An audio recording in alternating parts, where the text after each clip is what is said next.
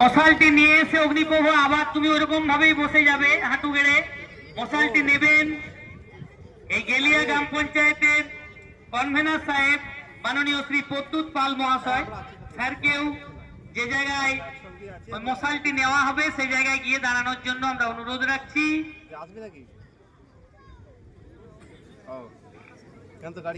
মশাল প্রজ্বলন করছে, সকলকে করতালির মধ্য দিয়ে অভিনন্দন জানানোর জন্য অনুরোধ রাখছি।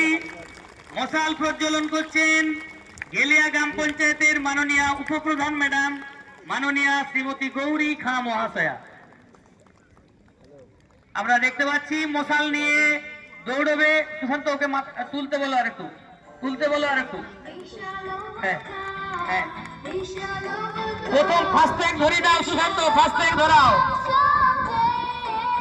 হ্যাঁ ঠিক আছে, চলো চলো চলো, গুটি গুটি পায়ে সকলকে করতালির মধ্য দিয়ে অভিনন্দন জানাবার জন্য অনুরোধ রাখছি।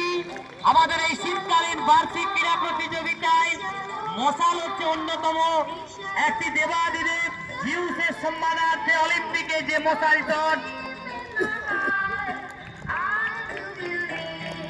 এটি প্রজ্বলন করা হয়। আমরা ম্যাচিসের সাহায্যে জ্বালিয়েছি, এটি সূর্যের রশ্মিতে জ্বালানো হয় ম্যাগনিফাইং গ্লাসের মধ্য দিয়ে। যাই হোক, আমরা তারই ক্ষুদ্র সংস্করণ করতে পেরেছি।